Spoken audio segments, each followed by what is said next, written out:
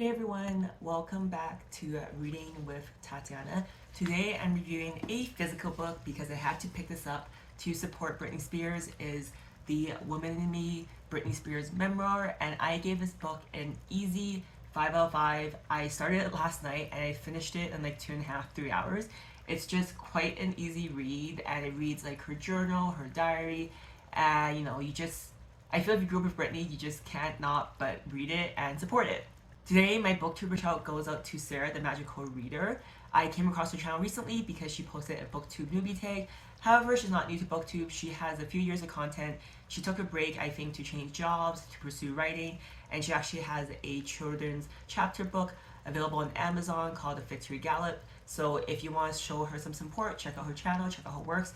I'll link it down below. And as always, before I go into my full book review, I always will appreciate it if you hit the subscribe button, give this video a thumbs up, and comment down below if you have read Britney Spears' memoir, or comment down below on any celebrity memoirs that you would recommend for me to read or listen to. I will say that I've been kind of going towards listening to celebrity memoirs more, especially if they narrate themselves.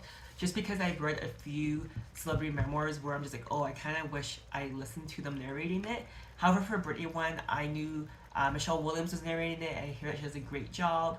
But I was just in the mood to read her story, and I don't regret it. And yeah, if you have any recommendations, love to hear them down below. So this book was literally published like last week, and I went to get it. I got one of the last 4 copies at my local bookstore. As you guys know, I usually get my books from the library, and but for Britney, I just really want to support her, and also my library, the wait list was like hundreds of people. It was published, last week. It's a memoir, and this will be kind of different than my normal reviews, just because it's a memoir, so I'm not going to have my usual categories.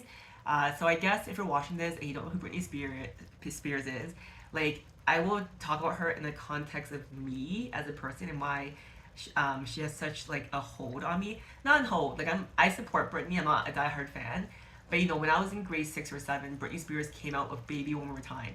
I remember watching that music video on YTV Hit List. If you're Canadian, channel 25, comment down below. And I remember that music video was like, wow, like it was just something that was so different. And she was like 16 when she came out. I was like 12 or 13. I was like, this is amazing.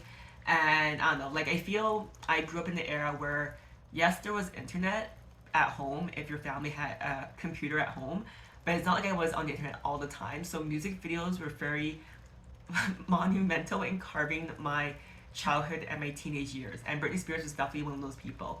So, Britney Spears, she had her debut video, "Hit Me, Baby One More Time," and she had all these follow-ups. I remember when her second album, "Oops, I Did It Again," I bought like a magazine. I don't remember what they're called now, like J14 or something. And there's a centerfold of Britney Spears in her "Oops, I Did It Again" red latex suit. And this classmate of mine, Nick, he literally paid me $5 to buy that centerfold from me. So she just had a hold on people.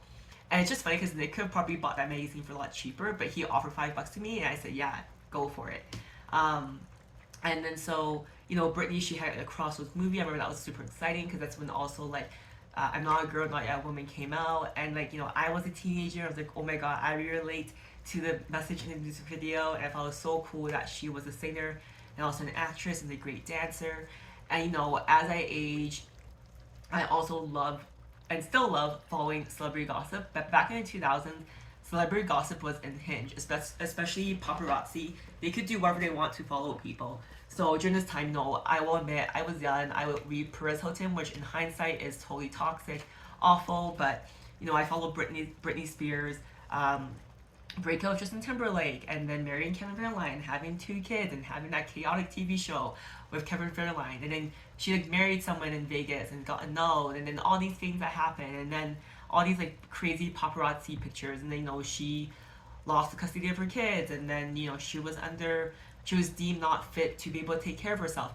And it's just so crazy because as this was happening in real time in my teenage years, like I just read what the media told me. So I was like, wow, like why would the media not obviously now in 2023 you can't trust the media, and you have to think critically when you watch the news and stuff.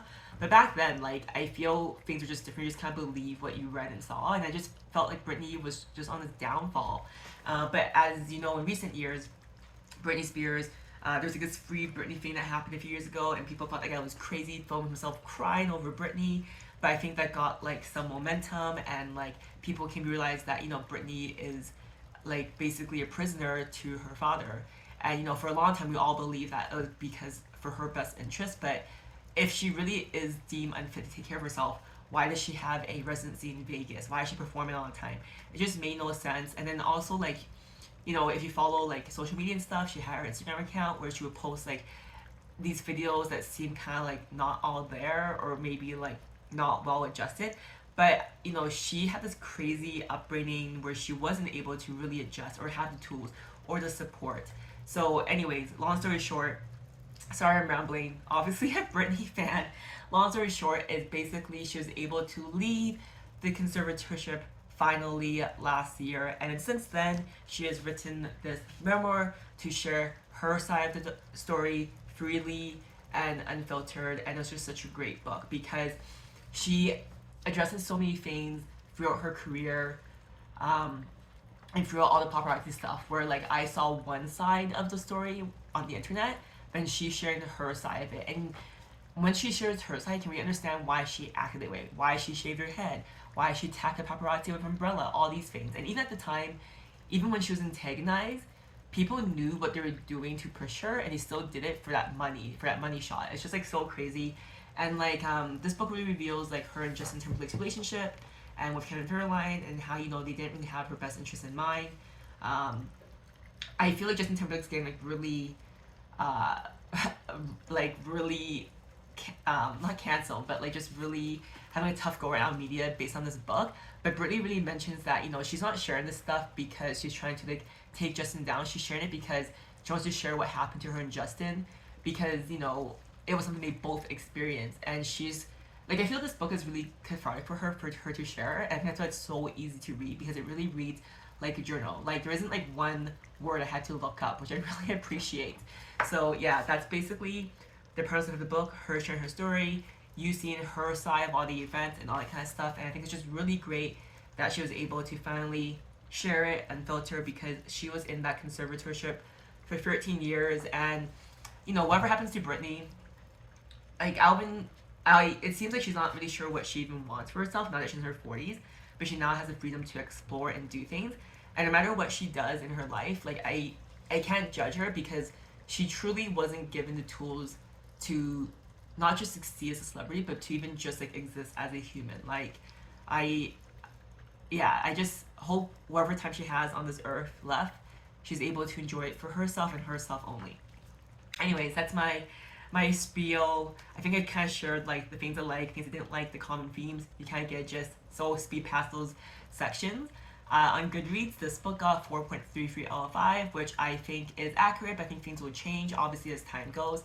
One thing I did notice that a lot of people is they've forgone a writing, because they felt it was such a personal story that she shared that doesn't need to be rated, which I like totally respect these people. I love that. I think people obviously love it because they're just so happy now she has a chance to share her story, to share her struggles. And it's not an award-winning book by any means. It's, like I said, very journal diary style writing, but it's very honest, and I'm just happy that she can share it. Why I think you should read this book is, I think you should read it if you're a Britney Spears fan, because I don't know, why would you not read it? And now I'll share how this book made me feel, because if you ask me a day, a week, a year, 5 years from now, I probably won't remember all the details of this book. I probably will, because I'm such a pop culture fanatic, but this book made me just feel like a sigh in a good way, a relief sigh. Like, I'm happy for Britney to share this story, and I'm happy to support her.